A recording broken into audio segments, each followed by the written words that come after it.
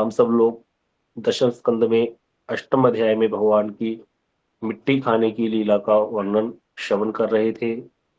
यह लीला गोकुल में ब्रह्मांड घाट की लीला है।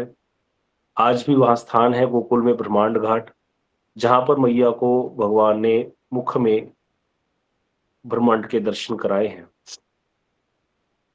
आप लोगों में से कई सौभाग्यवान जन अपने गुरुदेव के साथ या अन्य वैष्णव के साथ जरूर आए होंगे परिक्रमा में।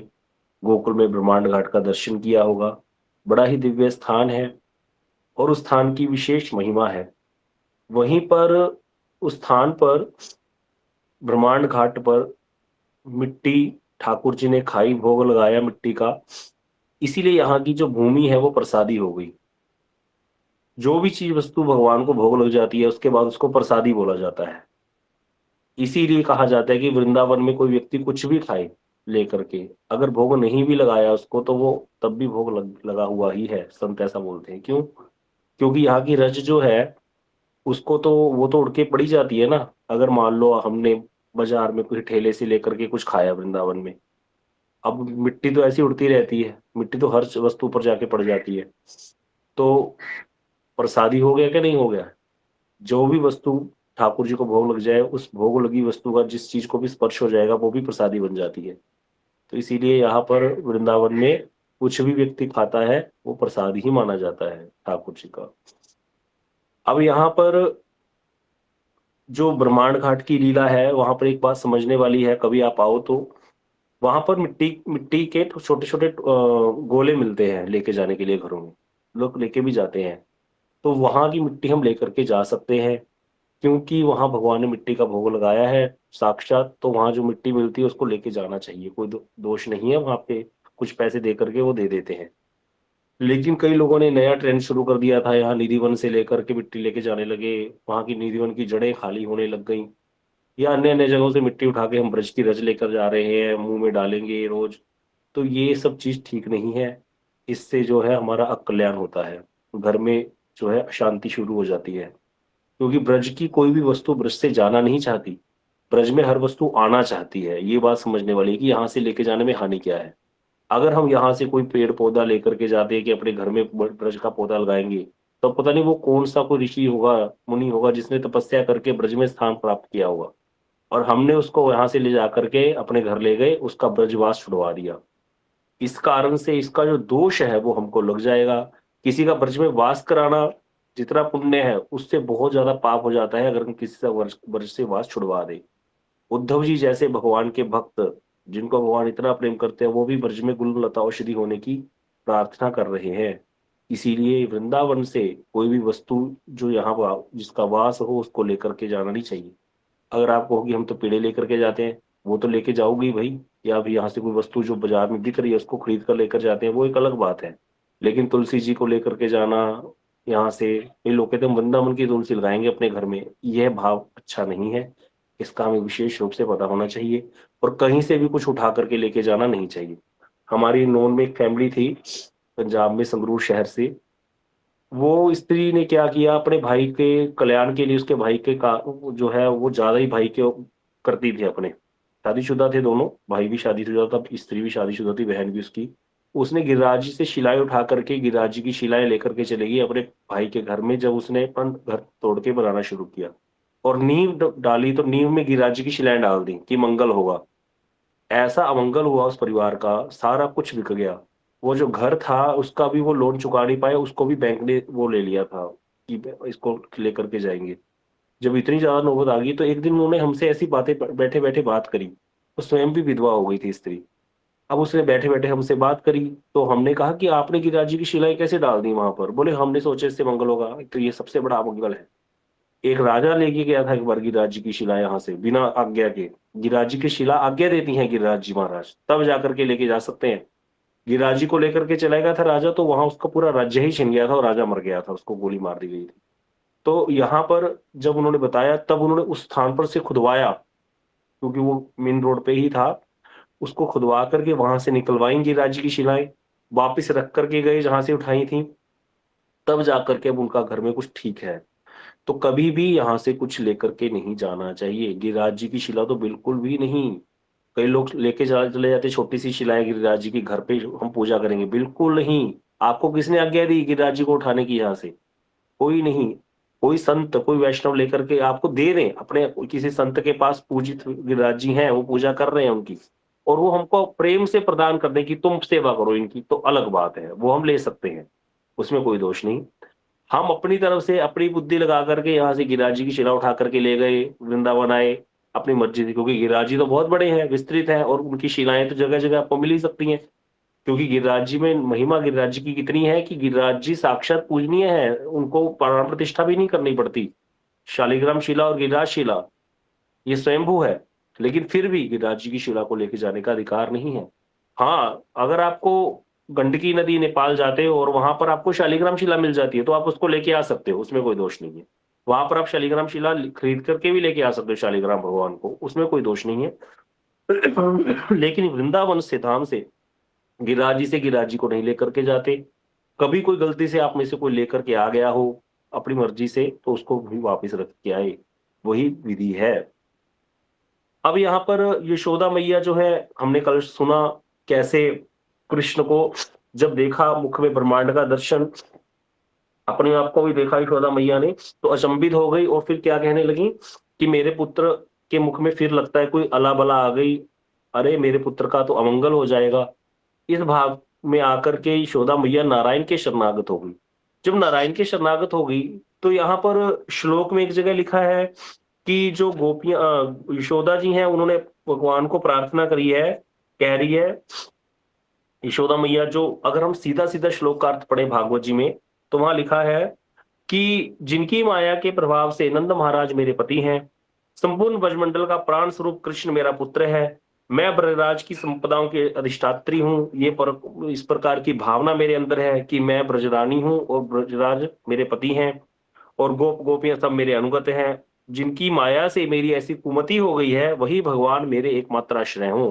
तो यहाँ पर यशोदा मैया इस प्रकार से प्रार्थना कर रही है। अब इस श्लोक को पढ़ करके सीधा सीधा अर्थ अगर गीता प्रेस भागवत पढ़े हम, तो किसी को लग सकता है कि यशोदा मैया जो है कृष्ण को प्रार्थना कर रही है, क्योंकि उसने नारायण, कृष्ण को नारायण कर जो समझ गई कि मेरे पुत्र तो भगवान है। लेकिन यहाँ पर ऐसा नहीं है। श्री विश्व चक्रवर्ती जी टीका में लिखते हैं, यशोदा मैया नारायण को प्रार्थना कर रही है कि हे नारायण, मैं जो हूँ बहुत ही बंधन में पड़ गई हूँ ममता के, बाल बार बालक की रक्षा के लिए तुमसे प्रार्थना करती हूँ, फिर दोबारा प्रार्थना करती रहती हूँ, क्योंकि मैं अपनी विपत्ति में आपको छोड़ करके किससे प्रार्थना करूं। लेकिन एक बात मुझे समझ में आ गई है कि ये पति पुत्र परिवार ये सब बंधन के कारण है। जैसे एक साधारण जीव, कभी कभी साधक जो होता है, सच्चा साधक, वो ऐसा प्रार्थना भी करता है, यद्यपि हम भजन करते हैं, लेकिन हमारे अभी हम इतने सिद्ध तो नहीं हुए कि हमारे अपने परिवार के प्रति या अपने संसार के प्रति हमारी आसक्ति छूट गई। तो इसीलिए भजन करते करते हमें उनका, अपने परिवारजनों का या उन सबका ख्याल ख्याल तो आता ही रहता है। लेकिन कभी कभी सच्चा साधक ऐसी प्रार्थना भी करता है कि प्रभु, मैं कब तक इस प्रकार की प्रार्थनाएं करता रहूंगा, जो मेरे अपने है ही नहीं उनके लिए प्रार्थना करता रहता हूं मैं। मेरे अपने तो मेरे वैष्णव है, मेरे प्रभु, मेरे गुरुदेव है, या आप हो, तो मुझ पर आप कृपा करो, मेरे ये माया के बंधन काट दो। ऐसी प्रार्थना कोई कोई साधक करता होगा, सब लोग करते हैं। कभी कभी हम परेशान हो जाते हैं कि प्रभु सारा दिन मैं अपने परिवार के लिए मांगता रहता हूँ, मैं सारा दिन यही कुछ करता रहता हूँ, भजन करता हूँ, लेकिन भजन का फल कहाँ जा रहा है? उल्टी दिशा में जा रहा है। तो ऐसी प्रार्थना ही साधारण जीव की भांति यशोदा मैया नारायण को कर रही है कि मेरी जो आसक्ति है वो इस परिवार को लेकर के, पुत्र को लेकर के बहुत ज्यादा दृढ़ हो गई है, और इसी कारण मैं सुख और दुख में अभिभूत रहती हूँ। सुख और दुख होता है ना, आसक्ति के कारण सुख दुख प्राप्त होता है। यशोदा मैया कहती मैं भी सुखी और दुखी रहती हूँ, हे नारायण मेरे ममता के बंधन को काट दो, जिससे मैं भी इस परिवार और पुत्र के बंधन से मुक्त होकर के आपके चरण कमलों की सेवा कर सकूं। अब यहाँ पर किसके बंधन को काटने की बात कह रही है यशोदा मैया? हमारे संसार के बंधन और यशोदा मैया के बंधन में बड़ा फर्क है भैया। यशोदा मैया का बंधन किस में है? कृष्ण में है, जो नारायण के भी ईश्वर हैं। और हमारा बंधन किस में है? एक साधारण जीव में, संसारी जीव में। इसीलिए यहाँ पर जब यशोदा मैया की इस प्रकार की प्रार्थना को भगवान ने जाना, कृष्ण ने जाना, तो यहाँ पर कृष्ण स्थिर नहीं रह सके यशोदा मैया का वैराग्य देख करके। अब यहाँ पर कहते हैं यशोदा की ममता के कारण तो भगवान क्या हुए हैं? बाल्य लीला के आवेश में अखिल ब्रह्मांड होकर के भी पुत्र बने हैं यशोदा के। अगर यशोदा की ममता नहीं रहती तो कृष्ण की बाल लीला का भी क्या है फिर? कृष्ण का बाल भाव जैसे यशोदा के लिए प्रार्थनीय है, उसी प्रकार यशोदा की ममता भी कृष्ण के लिए प्रार्थनीय है। तो इसीलिए यहाँ पर कहते, जिस प्रकार दर्शक अगर नहीं हो तो अभिनेता क्या अभिनय करेगा? उसका अभिनय निपुण्य हाँ कोई प्रकाशित नहीं होगा। श्रोता होने से ही दर्शक जो है, दर्शक होने से ही अभिनेता जो है रंगमंच पर पूरा अभिनय करके दिखाता है। इस प्रकार एक दूसरे की अपेक्षा में परस्पर मिलित होकर दर्शक और अभिनेता दोनों ही अभिनय का प्रदर्शन करते हैं। यही है भक्ति की महिमा। जब तक भक्त और भगवान दो वस्तुएं नहीं होंगी तब तक आस्वादन होगा कैसे? ज्ञानी कहते हैं भगवान में मिलकर के एक हो जाना है। जब एक ही हो गए, दो रहे ही नहीं, तो फिर आस्वादन कहां से होगा? इसको विष्णु चक्रवर्ती बाजी ने ऐसे समझाया कि भक्ति रस क्या है। देखो, एक वंशी है, वंशी क्या, बांस की बंसरी है भाई, क्या है उसमें, क्या गुण है, पड़ी है ऐसी, क्या उसमें आनंद है, क्या उसमें रस है? कोई रस नहीं है। वंशी वादक है, बैठा है, वंशी बजा नहीं रहा, वंशी सामने रखी है, क्या कोई रस है? कोई रस नहीं है। लेकिन जब वंशी वादक वंशी को उठा करके अपने होठों पर रख करके उसमें उंगलियों से हवा भर करके तान छेड़ देता है, तो कितना आस्वादन होता है, कितनी सुंदर तान छिड़ जाती है वंशी की। वही वंशी जो बांस की पोरी थी, एक पड़ी थी यहाँ पर, वंशी वादक ने जैसे ही उठाया, उसको बजाया, तो ऐसा आनंद प्रस्फुटित हुआ कि सुनने वाले, देखने वाले सब, जिसको वो वंशी वादक, उसको भी आनंद प्रदान कर रही है, और जो इतने सुनने वाले लोग हैं उनको भी आनंद प्रदान कर रही है। इसी प्रकार जब भक्त और भगवान दो वस्तुएं हो जाती हैं, हाँ, तब तक जब जो होता है तब प्रेम का स्वादन होता है, क्योंकि वहां सेवक और सेव्य भाव आ जाता है। भक्त के अंदर क्या भाव है? सेवा का भाव। और भगवान के अंदर भगवान सेव्य हैं, उनको सेवा ग्रहण करने से आनंद होगा, भक्त को सेवा करके आनंद प्राप्त होगा। अब आप में से कोई बता सकता है इसमें आनंद किसको ज्यादा प्राप्त होगा, भगवान को या भक्त को? भगवान तो भक्त की सेवा ग्रहण करके आनंद ग्रहण कर रहे हैं, और भक्त भगवान की सेवा करके आनंद को ले रहा है। भक्त को ही आनंद ग्रहण होगा। जिसने इसका अनुभव किया होगा वही जान सकता है किसी की सेवा करके। आजकल तो संसार में लोग ज्यादा ही विरक्त हो रहे हैं, शादी होती नहीं, डाइवोर्स पहले हो जाते हैं, 2 महीने भी लोग आपस में रह नहीं पा रहे इकट्ठे। पहले ऐसे नहीं होता था, बड़ा ही प्रेम से जो है दंपत्ति जीवन को जीवन जीते थे लोग, और आगे परिवार बढ़ता था धीरे धीरे ऐसे करके। अभी तो बहुत ही उल्टी हवा चल पड़ी है। तो गुरुदेव कहते थे भैया, जो संसार में जीव हम बंधे हुए हैं, जो संसार में अपने पति का नहीं कर सके, जो अपनी माता का नहीं कर सके, जो माता अपने पुत्र का नहीं कर सकी, वो भगवान का क्या करेगी तुमने संसार के बंधन, जो हम कहने चाहिए ठीक है भाई, संसार के बंधन अच्छे नहीं है, काटने हैं, लेकिन अगर हमारे संसार में हमने अपने जो बंधन है वो अच्छे से नहीं निभा पाए, तो हम भगवान के सामने जाकर क्या निभा लेंगे? उस व्यक्ति के अंदर कितना स्वार्थ होगा, उस स्त्री के अंदर जो 2 महीने भी अपने वहां विवाह करने के बाद जाकर के गुजारा नहीं कर पा रही, कितना स्वार्थ होगा। स्वार्थ बढ़ गया है, इसीलिए तो इतने रिश्तों में कड़वाहट आ रही है आजकल। पहले ऐसे नहीं था, दूसरों को सेवा की भावना ही सिखाई जाती थी, खास करके स्त्रियों में। अब आप कोई कहेगा यहाँ पर स्त्रियों पर ही कटाक्ष क्यों होता है? भाई, स्त्री जो है उसको ये सिखाया जाता था कि तुम्हें सेवा करनी है, सेवा में ही जीवन, सेवा से ही वो सबको वश में कर लेती थी अपने। तो यहाँ पर वो लक्ष्मी स्वरूप है। यहाँ ये नहीं है कि सेवा कर रही है तो वो दास, वो एक नौकरानी बन गई, नहीं। उसका बड़ा सम्मान है इस कारण से। अगर उसके अंदर ये पुरुष वाली भावना आ गई कि मैं भी भोग करूंगी, मैं क्या कम हूं, मैं भी बराबर चलूंगी, इसीलिए इतने ज्यादा क्लेश हो रहे हैं। और दोनों तरफ ही अशांति है। जो अलग होकर के अकेली रह रही है उसको कहां से शांति मिल जाएगी? कभी भी नहीं हो सकता।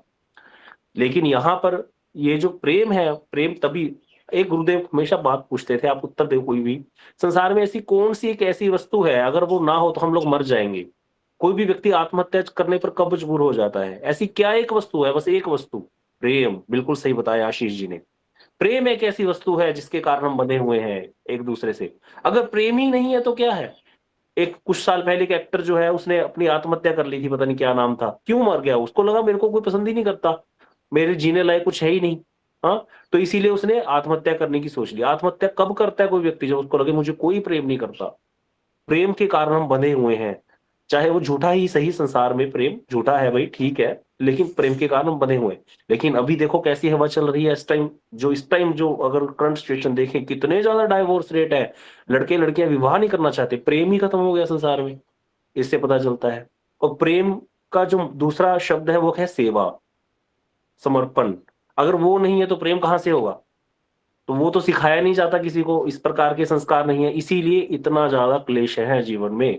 कोई व्यक्ति अकेला जीवन जी नहीं सकता। अकेला तो जंगल में कहते थे हमारे कि लकड़ी भी ना हो, जंगल में अकेली अकेली तो लकड़ी भी ना हो, और आजकल सबको अकेले-अकेले की पड़ी हुई है, इतना स्वार्थ बढ़ गया है। तो यहाँ यशोदा मैया का कोई स्वार्थ नहीं है। श्री विष्णु चक्रवर्तीपाद जी वर्णन कर रहे हैं, कर्मी स्वर्ग प्राप्ति की लालसा में अनेक प्रकार के कर्म करता है, यज्ञ, दान, तप इत्यादि क्रियाएँ करता है स्वर्ग की प्राप्ति के लिए। ज्ञानी भगवान में लीन होने के लिए अनेक प्रकार के भोगों का त्याग करता है, वैराग्य करता है संसार से। एक उसके प्रति मन में स्वार्थ है कि मुझे इस संसार को छोड़ करके इसीलिए आसक्ति नहीं करनी और मुझे लीन हो जाना है, ब्रह्म में दोबारा जन्म ग्रहण नहीं करना, भवबंधन का नाश करना है। यहाँ भी स्वार्थ है। 4 प्रकार की मुक्ति जो वैकुंठीय मुक्ति चाहते हैं, साष्टी, सामीप्य, सालोक्य, सारूप्य, वो भी उस लोभ से, मुक्ति के लोभ से भगवान की आराधना करते हैं। लेकिन यहाँ पर यशोदा मैया का कोई स्वार्थ है? कोई भी स्वार्थ नहीं है। कृष्ण को डांट रपट रही है, क्यों? कृष्ण के हित की चिंता के लिए। अब यहाँ पर कृष्ण का हित क्या है?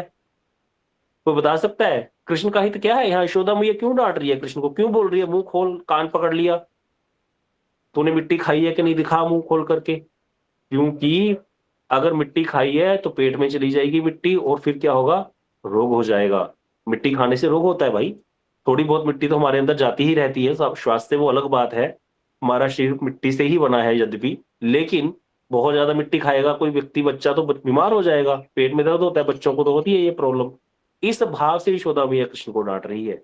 तो यहाँ कृष्ण के हित की चिंता है यशोदा मैया। तो यहाँ पर इसीलिए कह रहे हैं कि यशोदा मैया को जब यह भाव देखा, उसी प्रकार भगवान जो है उसी समय क्या हो गए, भगवान एकदम से भगवान ने अपनी माया का जो है कृपा शक्ति का विस्तार कर दिया, क्योंकि भगवान देख रहे हैं कि ऐश्वर्य शक्ति ने क्या किया, यशोदा मैया के मन में क्या भावना ला दी, वैराग्य ला दिया भैया इस बार तो। पहली बार, इससे पहले जब ब्रह्मांड के दर्शन कराए थे, यशोदा मैया नारायण के शरणागत हो गई थी। अरे नारायण मेरे पुत्र की रक्षा करो, कोई अला बला मेरे पुत्र के मुख में आ गई है। अब वहां पर उस समय ये लीला क्यों हुई थी? वहां पर यशोदा मैया जब तिन्नाव्रत आ गया था, पहले चकटासुर आया था, पूतना आई थी, इतने असुर आ गए थे, तो ऐश्वर्य शक्ति ने सोचा कि चलो मैं थोड़ा सा यशोदा मैया को जलवा दिखा देती हूँ कि जिसको ये पुत्र मान रही है ना, ये पुत्र नहीं है, ये सबका बाप है, अनंत कोटि ब्रह्मांडों का नायक है। तो थोड़ा शांति सी हो जाएगी, किसी को पता चल जाए, कोई स्त्री हो अपने पुत्र के लिए चिंता करती रहती हो, उसको कोई गाली देके जाता हो, वो बच्चा अपने घर में आके चुपचाप रहता हो, लेकिन वो हो बहुत बड़ा एसपी लगा हुआ, कोई बहुत बड़े डीएसपी हो, और उसको पता ना हो माता को, अब कोई आकर के बोल जाए तो फिर वो चिंता करेगी उसकी? नहीं करेगी ना। इसी प्रकार यहाँ पर ऐश्वर्य शक्ति ने सोचा कि थोड़ा यशोदा मैया को, उस समय ये सोचा था कि ऐश्वर्य दिखा देती हूँ कृष्ण का, तब जाकर के इसका जो है भाव जो है थोड़ा, जो कृष्ण की चिंता में व्याकुल रहते वो कम हो जाएगा। लेकिन जैसे ही दिखाया तो यशोदा मैया नारायण के शरणागत होगी, अरे मेरे पुत्र के मुख में फिर कोई असुर आ गया। उस समय यशोदा मैया ने यह वाली प्रार्थना करके, नारायण की प्रार्थना करके, तो ऐश्वर्य शक्ति हार गई थी यशोदा मैया के वात्सल्य प्रेम के आगे। यहाँ पर ये जो यहाँ पर दर्शन कराया है, यहाँ पर जब, तो यहाँ पर क्या हुआ, कहते हैं भगवान की ऐश्वर्य शक्ति हर समय साथ ही रहती है। जब यशोदा मैया ने कहा मुख खोल, ठाकुर जी ने तो मिट्टी खाई थी, झूठ बोला था कि मैंने मिट्टी नहीं खाई, तो इसीलिए यशोदा मैया कृष्ण को कहीं ज्यादा डांट बात ना दे, इसलिए ऐश्वर्य शक्ति प्रकट होकर के भगवान के मुख में यशोदा मैया को ब्रह्मांड के दर्शन कराने लगी। यहाँ देख करके, इस बार ब्रह्मांड का दर्शन देख के यशोदा मैया नारायण के शरणागत होकर के कहती है, मेरी आसक्तियां काटो, सारा दिन मैं दुख सुख में उलझी रहती हूँ इस पुत्र के मोह के कारण। मेरा मेरा पति नंद बाबा है, और ये मेरे जो कृष्ण मेरा पुत्र है, मैं ब्रजरानी हूँ, गोप गोपियां मेरे अनुगत है, इस प्रकार के जो अहंकार है इससे मैं विभूषित रहती हूँ, हे नारायण मेरी आसक्ति के बंधन काट दो। कृष्ण ने जब देखा, रे यशोदा मैया को तो वैराग्य होने लग गया मुझसे ही, ये तो अच्छी बात नहीं है, मुझे तो आस्वादन करना है बाल लीलाओं का। इसी प्रकार कृष्ण ने उसी समय अपनी कृपा शक्ति का यहाँ पर संचार कर दिया। अब यहाँ पर एक बहुत सुंदर बात लिखी है श्री विष्णु शक्तिपाद जी ने, कहते कृपा शक्ति जो है ना भगवान की, वो सारी शक्तियों से ऊपर है।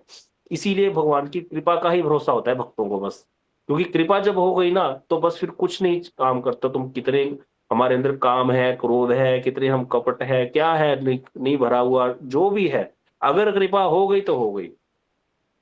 सूरदास जी का एक बड़ा सुंदर पद है, या को हरि दृढ़ करी अंग करी, जिसको हरि ने कृपा करके अंगीकार कर लिया, जिस पर हरि ने कृपा कर दी, वो तो जगत में विभूषित हो गया, चाहे वो बिल्कुल ही गया गुजरा है, किसी काम का नहीं है। कर दी कृपा तो कर दी भगवान ने। तो यहाँ पर भगवान की कृपा शक्ति जो है वो सर्वश्रेष्ठ है। कृपा शक्ति का जब आविर्भाव होता है तो कोई दूसरी शक्ति फिर कार्यकारी नहीं होती। कृपा शक्ति के प्रभाव से ही भगवान स्वतंत्र होकर के भक्त के अधीन हो जाते हैं। कृपा शक्ति के विकास के कारण ही भगवान की ऐश्वर्य शक्ति जो है वो क्या हो गई, वहां पर अदृश्य हो गई। और यशोदा मैया का बंधन जो है ममता का, वो पहले से भी ज्यादा सुदृढ़ हो गया। अब वो पुत्र को गोद में लेकर के जो है हाथ बढ़ाने लगी कृपा शक्ति की प्रेरणा से, और उसी शक्ति की प्रेरणा से यशोदा मैया की इच्छा के अनुगत होकर के कृष्ण भी जो है सर्वव्यापी होकर के भी क्या हो गए हैं, और यशोदा की गोद में आ गए। जो सर्वव्यापक है, जो सब जगह व्यापक है, जो बाहर भी है, जो अंदर भी है, किसी की गोद में कैसे आ सकता है भाई? तो भगवान में ये विपरीत गुण हमेशा विद्यमान रहते हैं। विरुद्ध धर्माश्रय है भगवान, भगवान विरुद्ध धर्माश्रय है। भगवान विरुद्ध धर्माश्रय अर्थात भगवान आत्माराम भी हैं, भगवान परराम भी हैं। यहाँ पर तो भगवान आत्माराम है, फिर उनको ऐसी लालसा क्यों हो रही है? यशोदा मैया का प्रेम देख करके भगवान के अंदर भी इच्छा हो गई है उस प्रेम को आस्वादन करने की। तो इसीलिए यहाँ पर भगवान आत्माराम होते हुए भी परराम हो गए हैं। उनको किसी की आवश्यकता है आनंद लेने के लिए। आत्माराम का अर्थ होता है जो अपने आप में ही आनंदित है, अपनी आत्मा में ही आनंदित है, जिसको आनंद लेने के लिए किसी दूसरे की आवश्यकता नहीं है। लेकिन भगवान आत्माराम होते हुए भी परराम भी हैं। तो यहाँ पर इसीलिए कह दिया कि कृष्ण जो है गोद में आ गए, वक्षस्थल में धारण कर लिया यशोदा मैया, और दुग्धपान कराने लगी है। अब यहाँ पर जब यशोदा मैया दुग्धपान कराने लगी कृष्ण को, तो यहाँ पर श्री परीक्षित जी महाराज जो है वहां पर वो प्रश्न कर देते हैं सुखदेव गोस्वामी को। इतना शुद्ध वात्सल्य देख करके, इतना प्रेम देख करके कृष्ण का यशोदा मैया के प्रति, यशोदा का कृष्ण के प्रति, कि कहीं पर भी आश्रय आ ही नहीं रहा। तो यहाँ पर बड़ा सुंदर श्लोक है, नंद किम क्रोध भ्रमण श्रेय एवं महोदयम यशोदा च महाभागा पपो यस्याप स्तनम हरि। अरे ये नंद बाबा ने ऐसा कौन सा मंगलमय तपस्या साधन की थी, और ये महाभाग्यवती यशोदा ने कौन सी तपस्या करी थी, जिसके कारण स्वयं भगवान ने इनके मुख में, इनका अपने मुख से इनका स्तनपान किया यशोदा का। ऐसा क्या तपस्या करी है, भगवान के प्रेम के इतने वशीभूत हुए पड़े हैं? यहाँ पर परीक्षित जी महाराज जी ने ये प्रश्न कर दिया। अब यहाँ पर कई बातें समझने वाली हैं जो परीक्षित जी महाराज जी प्रश्न कर रहे हैं। पहली बात तो यहाँ पर इस श्लोक को सुनने से पहले एक श्लोक बड़ा सुंदर बोल दिया था, सुखदेव गोस्वामी के मुख से निकला था। ये श्लोक पूरी श्रीमद् भागवतम जी की परिभाषा है। परिभाषा समझते हो? डेफिनेशन। अगर दशम स्कंद की डेफिनेशन कोई बोले कि डेफिनेशन का अर्थ क्या होता है, डेफिनेशन होती है दो शब्दों में। जैसे कोई कहे कि कर्म किसको कहते हैं? हाँ, तो कर्म कहते हैं इंद्रियों द्वारा, हमारी जो कर्म इंद्रियां हैं, इंद्रियों द्वारा अपने लिए, शरीर के लिए या शरीर संबंधी लोगों के लिए जो कार्य किया जाता है उसको कर्म कहते हैं। कोई कहे भक्ति किसको कहते हैं, तो भक्ति होती है इन्हीं इंद्रियों द्वारा जब भगवान या भगवान के भक्तों के लिए कुछ किया जाता है, उसको भक्ति कहते हैं। अब हम यहाँ पर कथा सुन रहे हैं, अब इस कथा का जिसका उद्देश्य तो भगवान की भक्ति प्राप्त करना है, भगवान का शुद्ध प्रेम प्राप्त करना है, तो ये होगी भक्ति।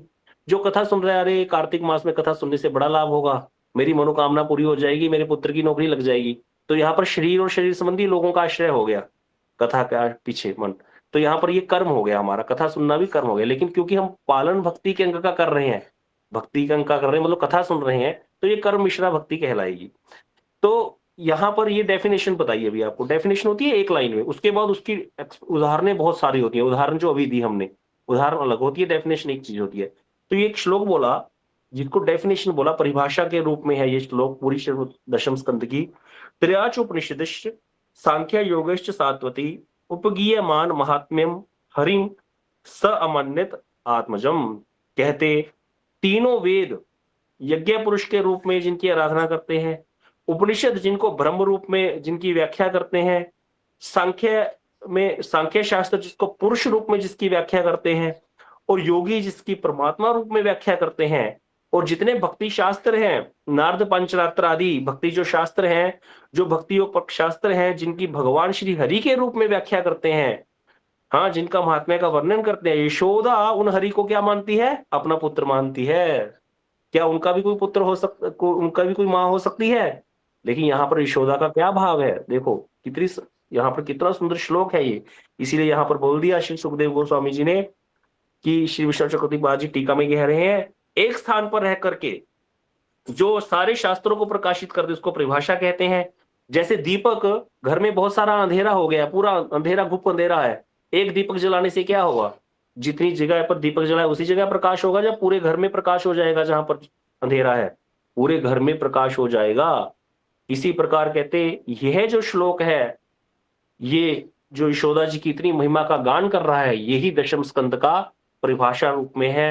ये परिभाषा है कि भाई इसको समझ लो कि जिसकी तीनों वेद जिनको पुरुष रूप में जिनकी व्याख्या करते हैं, यज्ञ पुरुष रूप में, उपनिषद जिसकी ब्रह्म रूप में व्याख्या करते हैं, सांख्य जिसकी पुरुष रूप में व्याख्या करते हैं सांख्य शास्त्र, योगी जिसकी परमात्मा रूप में व्याख्या करते हैं, और जितने भक्ति शास्त्र जिसकी भगवान के रूप में, श्री हरि के रूप में व्याख्या करते हैं, वो श्री हरि को यशोदा क्या मानती है? अपना पुत्र मानती है।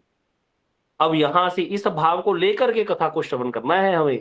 ये ब्रजभक्ति क्या है, जहां पर कृष्ण को अपना पुत्र मान लिया यशोदा ने, इसीलिए ये परिभाषा रूप में श्लोक है। अब जब यह श्लोक बोल दिया, उसके बाद परीक्षित जी महाराज जी ने प्रश्न कर दिया कि क्या ऐसी तपस्या करी थी यशोदा ने, क्या ऐसा नंद ने तपस्या करी थी जो इसके, क्यों क्यों किया प्रश्न। शुरू में बताई थी एक बात, गुरुदेव जब वर्णन कर रहे थे भागवत जी को, शुरू में दशम स्कंद में शुरू से ही जब परीक्षित जी महाराज जी कथा सुना रहे हैं ना, उनको पता है कि जो परीक्षित जो सामने बैठ करके कथा सुन रहे हैं, जो मुख्य श्रोता है मेरा, इसका संबंध किससे है? कोई बता सकता है? देवकी से संबंधित है या यशोदा से संबंधित है? परीक्षित जी महाराज कोई बता सकता है? देखते हैं किसको याद है कथा। परीक्षित जी महाराज जी देवकी देवी से संबंधित है या यशोदा से? संबंध के साथ, संबंध समझते हो ना, रिश्तेदारी। रिश्तेदारी किसके साथ पड़ती है परीक्षित जी की? यशोदा के साथ या देवकी के साथ? परीक्षित किसके पुत्र हैं? गलत है, देवकी जी। आशीष जी ने बिल्कुल सही उत्तर दिया। क्यों देवकी? क्योंकि परीक्षित जी किसके पुत्र हैं? उत्तरा के। उत्तरा और अभिमन्यु की संतान। उत्तरा जो है, अभिमन्यु जो है किसका पुत्र था, किसकी बहू थी उत्तरा? अर्जुन और सुभद्रा। हाँ, और उत्तरा की जो मतलब अर्जुन के, ये परीक्षित जी को दादी जो है वो कौन है? सुभद्रा है। सुभद्रा किसकी बेटी है? देवकी की बेटी। तो इसीलिए परीक्षित जी महाराज जी कथा जब सुनने बैठे हैं तो उनका नेचुरल भाव क्या होगा कि देवकी वसुदेव के पुत्र बने मेरे जो कृष्ण, जिनकी मैं कथा सुनने बैठा हूं। इसीलिए यह भाव सुखदेव गोस्वामी को पता है। गुरुदेव ने इतना सुंदर तरीके से इसको यहाँ वर्णन किया, विश्व चक्रवर्ती जी ने शुरू में ही बोल दिया, बार बार श्लोकों में देवकी नाम आएगा, यशोदा नाम आएगा नहीं। क्यों? क्योंकि सुखदेव गोस्वामी को पता है कि सामने जो बैठे कथा सुन रहे हैं ये संबंध युक्त है देवकी देवी से। लेकिन भाई कृष्ण के नित्य माता पिता तो यशोदा और नंद है, तो उस भाव का भी सुखदेव गोस्वामी को तो पता है, वो तो शुक है राधा जी के, उनको तो सारी कथा पता है। इसीलिए बीच बीच में अति गुप्त रूप से या इंगित रूप से यशोदा जी वाली व्याख्या भी कर देते हैं। जहां पर आ गया नंदस्तु आत्मज चात अलाद महामना, जहां ये श्लोक बोला कि नंद के घर में पुत्र हो गया, तो यहाँ पर सुखदेव गोस्वामी जब इस प्रकार से वर्णन कर रहे हैं, क्यों कर रहे हैं? क्योंकि उनको पता है परीक्षित जी का भाव खराब हो जाएगा। उनका जैसे किसी व्यक्ति का जिससे संबंध होता है ना, उस संबंध से ही वो बात करनी शुरू करता है। अब भाई भगवान से संबंध स्थापित करना चाहते हैं परीक्षित जी महाराज, उनको तो बड़ा गर्वान्वित होंगे ना वो इस बात से कि मेरे घर में ही मेरी जो दादी है उसकी जो माँ थी, मतलब नानी मतलब हो गई, तो मेरी जो दादी की नानी थी, माँ थी, जो मेरे जो पिताजी है उनकी जो नानी थी, वो मेरे प्रभु की जो है माँ है।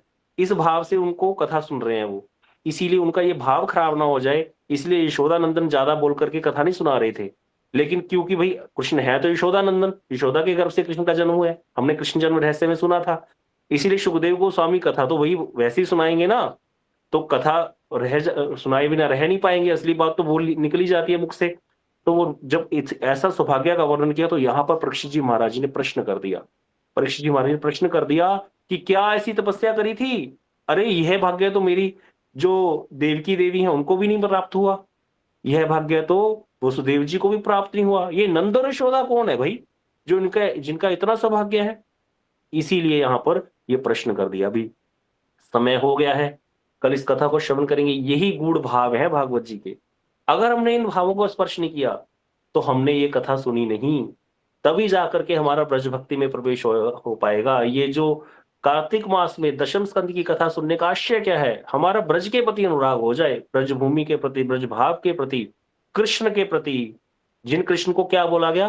गोपांगनालम पटदैव यत्र यस्याम रसः पूर्णताम त्वमाप यतो रसो वै साइते श्रुति सन मामास्तु वृंदावन एव वास। कहते गोपी लंपट बन करके अनंत कोटि ब्रह्मांड नायक गोपांगना लंपटतैव यत्र, गोपियों के पीछे लंपट बन करके जहां पर घूमते हैं कृष्ण। यस्याम रस पूर्णतम, तो जहां पर रस की पूर्ण जो है पूर्णता हो जाती है रस की, कृष्ण रसो वैसे ही है। शास्त्र में बताएगा रसो वैसा कृष्ण को, वो रसो वैसा कृष्ण यहाँ पर गोपियों के पीछे घूम रहे हैं।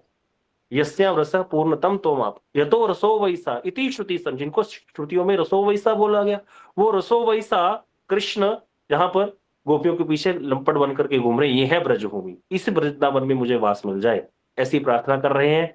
तो हम आगे की कथा कल श्रवण करेंगे। वांछा कल्पतरुभ्यश्च कृपा सिंधुभ्यश्च पतितानां पावनेभ्यो वैष्णवेभ्यो नमो नमः।